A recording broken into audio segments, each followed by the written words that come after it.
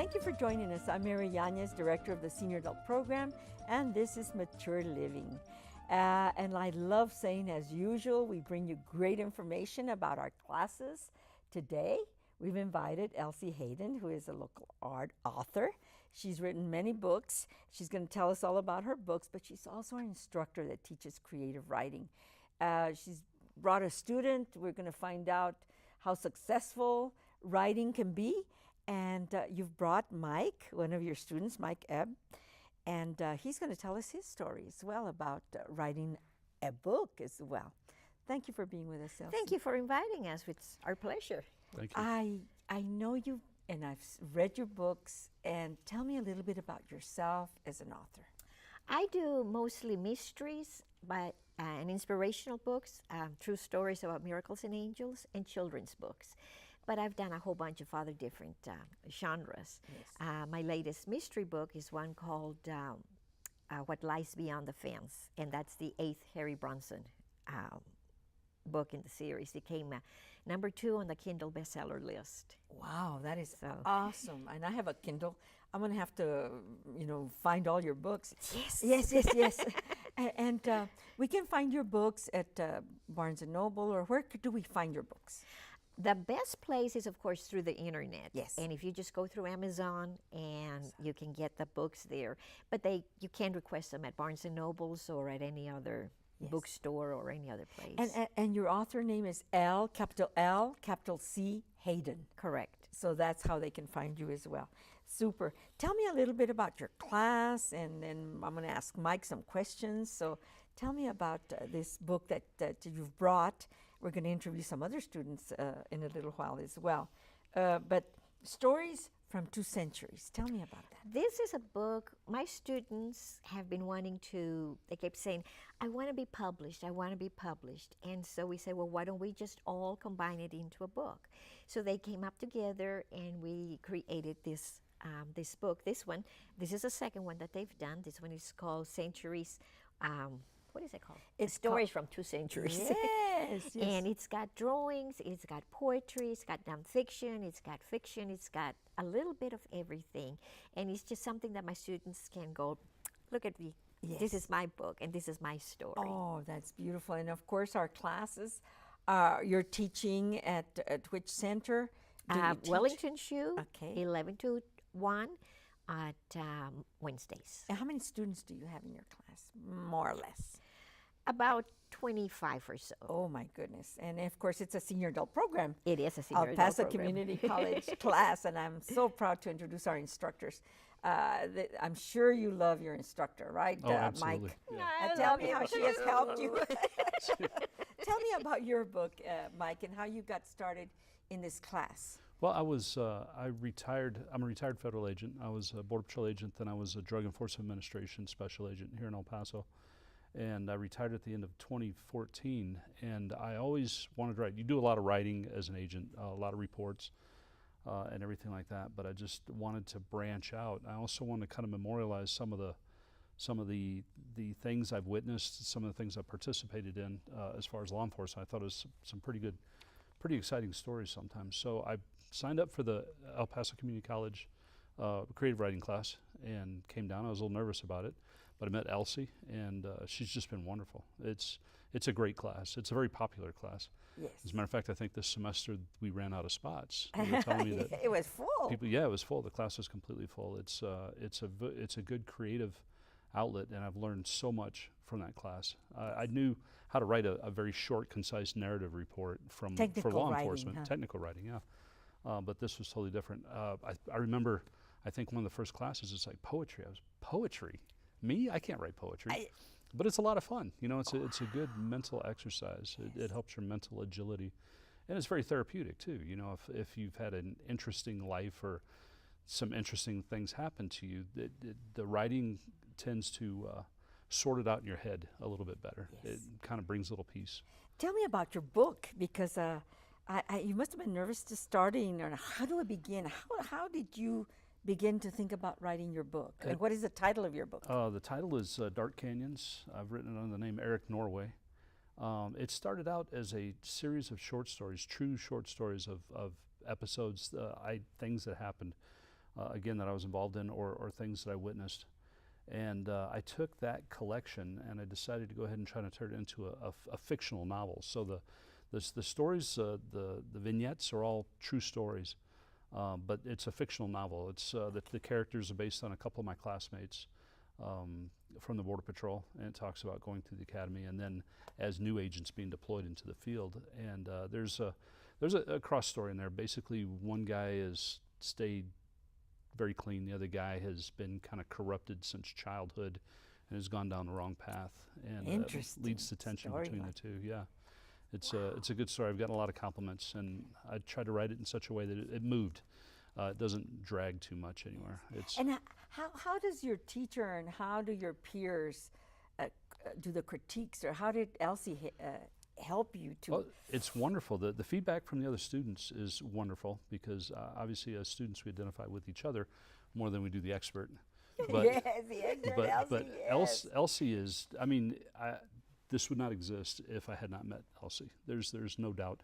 I knew I wanted to write. I had no idea how to go about it. And in the class, not only did my writing improve, the sentence structure and editing and so forth, but I mean, there's so much besides writing the book that you have to go through. There's formatting issues, editing issues, cover design. The formats are different, whether it's in Kindle, an ebook, or whether it's for a hard copy like this. It's just amazing, and I learned it all from Elsie. I was afraid of bothering her because I call her up and how do I do this, how do I do that, and her husband Richard has just been a godsend. He's helped a lot with he was the guy I can ask questions of, and he would tell me the next step. Okay, this is what we have to do next. This is what we have to do next. It's because of Richard and Elsie that we got it not just published, but we got it on Amazon. It's available on Amazon, both in the.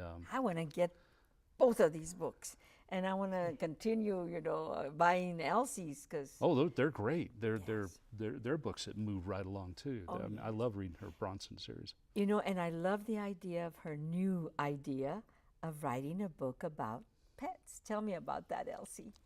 Well, this is going to be the angelic pet, I guess you would say, on how animals have come in and helped us as humans.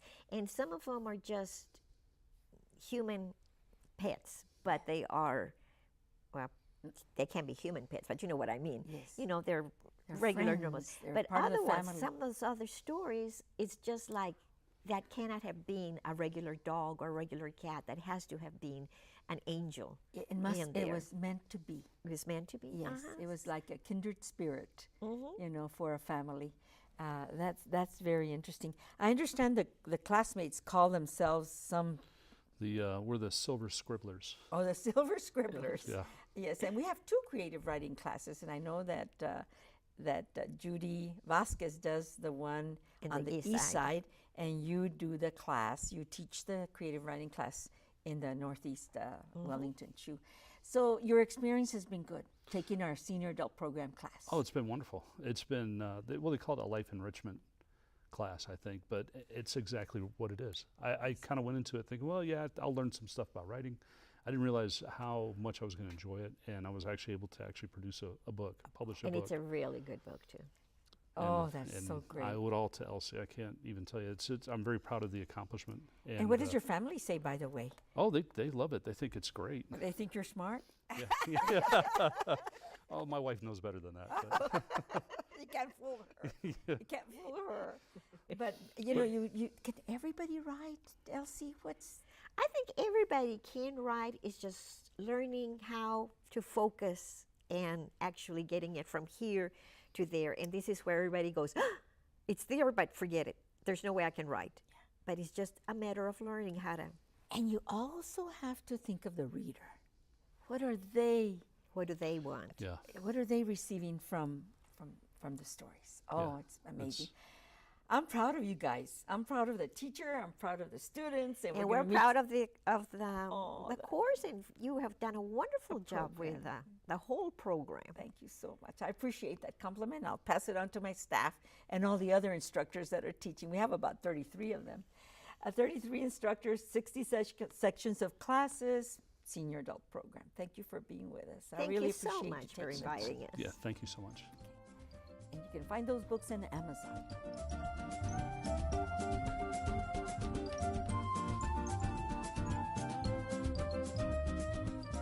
we want to continue with our theme, creative writing, and you. And so we came to introduce you to Mary Thomas. She's one of our students in our creative writing class at Wellington CHU that's sponsored through the Community College Senior Adult Program. And our wonderful instructor, you might agree, Mary. Yes, I do. Elsie Hayden, who is an author, local author. We've talked to Elsie earlier, and now we want to talk about your student's book. So I want to meet Mary first and let you tell me all about you. When did you start writing? Where did the interest come from? Okay. Well, I guess actually in school, even really young, I would write, and people would say, "Oh, I like your writing. You have a lot of imagination." I never really did anything with it. Kind of lazy about it. I'd start something and then put it away, and then I guess it's been 2 years now, second year. A friend of mine, dear friend of mine, Gail Kelly, said, the catalog that would come out from community college, she said, let's look at this. The creative there's writing a creative class. writing. And then my issue is I'm 73. I don't drive. I've got a vision problem. Okay. And anything I want to do, I have to rely on getting there. Yes. And she was kind enough to say, I will go to every class there is. And we've even got her writing now a little bit. And you have to know this is a good class because I live way on the west side and I have to go to the northeast for the class. Boy, oh, yes. And I wouldn't have it any other way other than if she'd moved to the west side. But it's really been a great class. She has a great way of teaching, and we have a 2-hour class, 11 to 1. And the first hour is usually devoted to the nuts and bolts of writing. And then the second hour, for those who did do the homework, which I think everybody should. There's homework, yeah. They're readings. And this is where it's interesting. You get to read not only to Elsie but the other students and get a feel for are you on the right track or not. It kind of makes you feel good. Yes. And I understand the group is called the Silver Scribblers. Yes. You know, this is your name. Tell me about this book, the stories from, was it 2 centuries? 2 centuries. Well, that's because I'm 73, so there you go. Oh, there There's you one of go. the other centuries. But we had a period of time where we would take our work and make sure we had it edited and to the best of our knowledge and turned in to Elsie and her husband, who must be a marvel because I think he worked on this as much as anybody. Yes. And Elsie, I don't know how she did it, teach the class, have her own publishing issues, and put this book out. Wow. I of the couldn't students' do work. it. And I do want to ask Elsie if I may do it now. Certainly. Is Elsie, you know, this book title? Tell me about the title. How did that come the about? reason we came up with tales from stories from 2 centuries is because the students will write about their childhood. In their childhood, they were 1940s, 1950s, 1960s, that kind of thing. But then they write about current things that are happening right now, which is 2010, 25, 2005, you know, whatever. So it became stories from both of those centuries, and that's where we came up with that title. I'm going to ask Mary about her. She's got several pieces in there. And then I'm going to ask you, Elsie, about maybe pick one that you want to talk about. Okay. Okay, well, as I said, I've got 6 entries in the book. They're short stories, poetry, narrative poetry. I don't know what else we call it. Longer short stories. Yes. And Novelettes kind of novelettes. thing. There you go, novelettes. baby novels. And as I said, we cleaned them up to the best of our ability, and then they went to Elsie and her group to look at and put them all together. What is one about? Pick one that you wrote. What is the storyline on one of those novelettes that you wrote? I can give you the storyline. You don't want me to certainly read it. It's kind No, of lengthy. no. Anyway, I guess it's called New Beginnings, and it's the story of a young woman, and her son. They're living in a car. She's lost both of her jobs. She tried to have 2 jobs, and what they would do is they had found a favorite restaurant. It was a Chinese restaurant.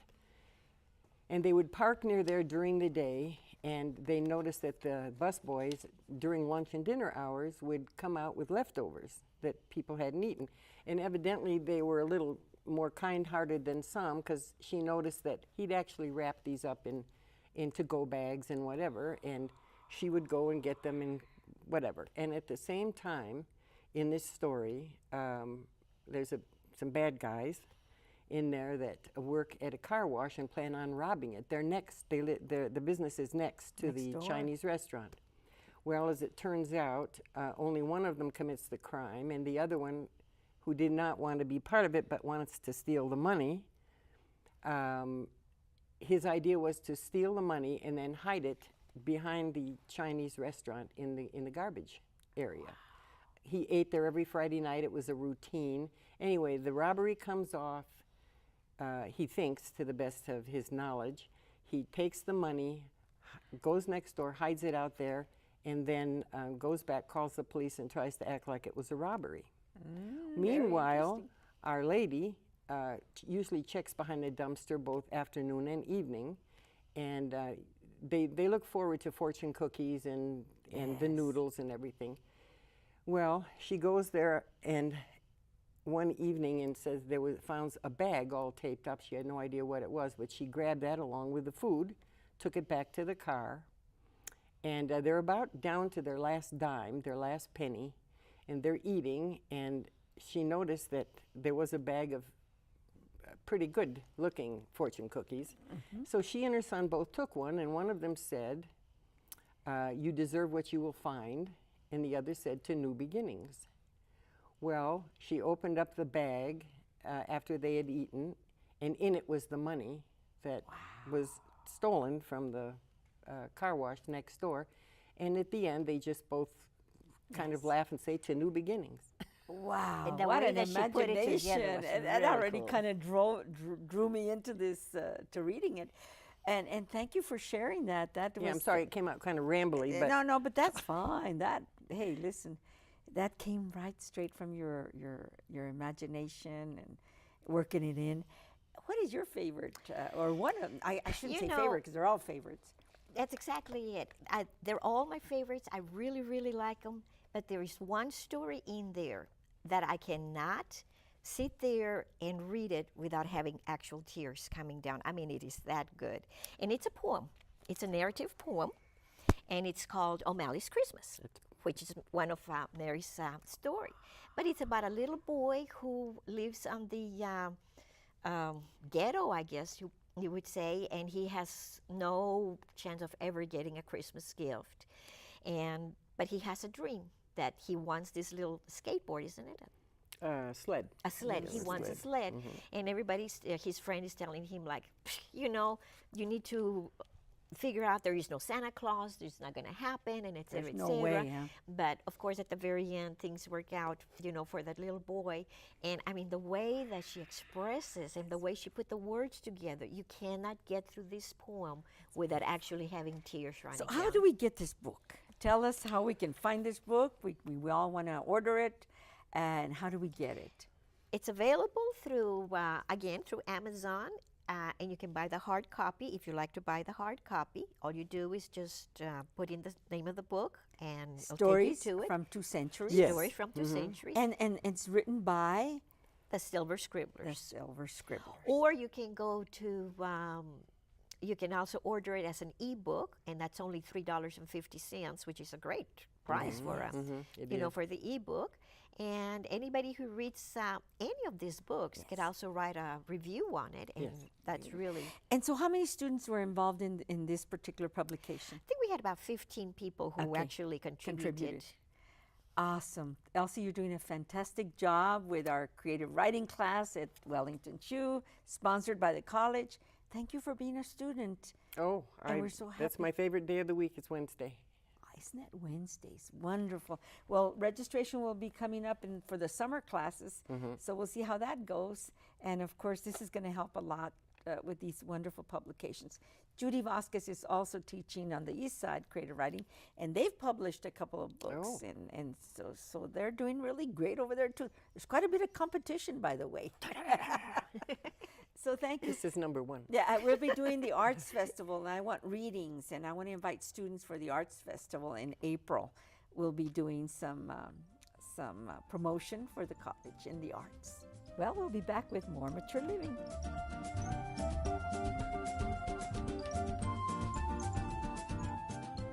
Well, thank you for staying with us. Of course, this is Mature Living. I'm Mary Jáquez, Director of the Senior Adult Program.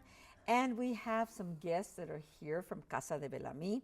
We have the owner, Lily Jáquez, who's going to share the story of how she got started to have an assisted living, kind of a foster home place for seniors. And also, you've brought Jane Hernandez, who's your medical tech. Yes. We'll find out what she does, and I'm sure she wears a lot of hats and has a lot of things to do. Tell me about Casa de Bellamie, what you were doing. I know you had a business prior to opening the assisted living facility. Yes. Back in 1904, we purchased a property that used to belong to one of the Farmers Dairy's family. It's a 6,500 square feet home, beautiful home. We have 6 restrooms. We have 8 bedrooms, 2 TV areas, and a beautiful large kitchen area. Oh my goodness. Yes. And yes. so you bought the property, you were using it for janitorial business Yes, that you had? we were only using a portion of the building, just three rooms, 3 bedrooms as office space.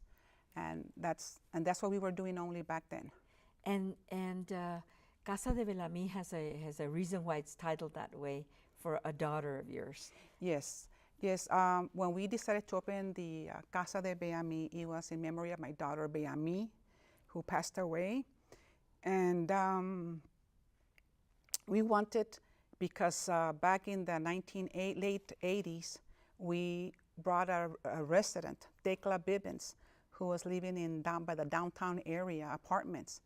And she was married to one of Pancho Villa's generals back then.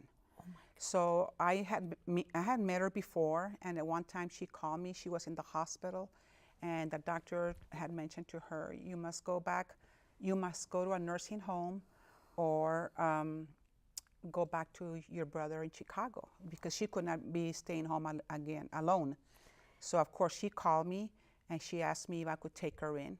Into your personal home? Yes, into my personal home. Oh my goodness. And we did bring her in, and I felt that she was very weak and very sick, and that she might not make it too long. I wanted to make it comfortable for her on her first few months. And actually, she wound up staying with us for 9 more years. So she was how old when she came in? She was 92 years old when she came to live with us, and she died at the age of 101. Amazing. Yes. Well, that's a beautiful story, and I understand Right. there was a second elder that called you and wanted to come and live with you. Then her only brother, who was living in Chicago, his wife passed away. And then he calls me, he says, do you have room for me? So I said, why not? Okay, so that's when you decided that this beautiful home, which was the old farmer dairy family home, Yes. to open it up for an assisted living or a foster home. Right, well, when we decided to purchase that building on the Navarre property, Yes. we was just for our janitorial business. Wow. And then by with time, I said, there's so much space in here, and I couldn't figure out what to make use of it. And I remembered about Tecla. So tell me Tecla. about the services that you provide and how many residents. We are licensed. We have been approved for 22 residents, but we decided to just keep it a small facility, make it comfortable for the residents. So our license is a small 16 resident. Very good. Yes. A lot of personal care. That's where the Yes. staff comes in. Definitely. And Jane is your medical tech, your med tech. Tell me about what you do and how you work with the residents. I handle all the admissions. When they initially come to Casa de Bellamie, I take care of all the paperwork, making sure that all the insurances and medications and everything is appropriate, because we are regulated by the state. Yes. So I have to make sure that everything falls into place before admitting them. Once they're there, I handled everything else, keeping up with their refills, their doctor's appointments, and making sure everything's basically falling into place with them, and then just making sure they're okay, making them feel at home, making it a home away from home for them. Yes. You know, there's a lot of assisted living places, big ones, big facilities. Yours is very personal. Tell me what makes your Casa de Bellamie stand out, Well, your specialty. One of the reasons why we opened it with my daughter's, under memory of my daughter, is because she had a passion for senior citizens. And we thought, okay, this is going to be the perfect thing to in memory of her. And we're being blessed that it's not the financial gain, because since up to this date, I have not even paid myself a penny. I either put it back into the business to make improvements if we need to, but it is not for financial gain. Yes. And we love doing what we're doing. My staff is amazing, and that just complements my dream in caring for the senior citizens. It's wonderful. Yes. It's good to know that the owner, you know, has that in her heart, that care for the elderly, that possibly the families can't keep them at home, or, you know, there's young families that have to work, they've got their own kids. And so it's good to know where to go. Where can they call you? And you usually ask them to come and by and visit before they make any decisions. Right. Where can they call you? Yes. Our number is area code 915-775-1965.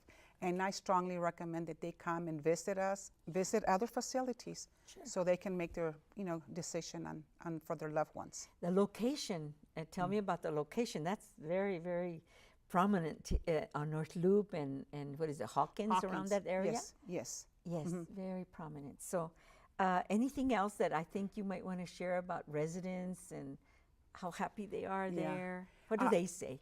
Well, I family? feel the way the residents respond to us. At first, it takes a while for them to get used to us. Sometimes they don't want to, nobody wants to be there. But after they work with us, they work with my staff, and my staffs approach them, how they care for them, then they become very comfortable. They become very, very comfortable with us. What do you find, Jane? The same as Lily's saying, when they come, it's a change. It's a change for them because they want to be home. But once they give themselves that time to be there, and they realize the care that's given to them, they're more open to staying and to adjusting themselves, excuse me, to being there. And the family members, what kind of comments do you get? Because that's really important. You know, it's amazing that the first thing when they walk in, this is so clean. There's no smell in here. I said, okay, you know, but you know, they we do have family members that, you know, come in, and they are they're very appreciative of their loved ones being there, and, you know, we're open 24 hours, so anytime that they walk in, we're there.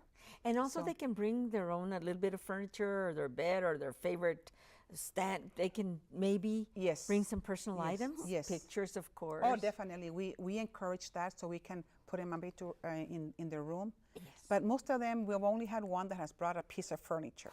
That's They it. like your furniture. Yeah. Well, you know, they're comfortable. But They're yes, comfortable. yes. Very yes. good. Well, thank you so much for being here. We've run out of time. Any last comment that you'd like to say? Because it's so important to find a good place for grandma, grandpa, mom, dad. Yes. Very important. I just recommend that they do visit other facilities. Just visit, talk to the administrator, talk to whoever's in charge, and then just find out what they can offer for your loved ones. Yes, so Definitely. good, so good. So we've been talking with Lily Jáquez, the owner of Casa de Bellamie. I hope I'm saying it right. Yes, yes. Which is an assisted living, Facility. foster No, assisted living facility. assisted living. Yeah. Jane Hernandez, who is the medical tech. Thank you for your having us. staff for taking care of our elders. No, thank you for having us. Okay. Thank you.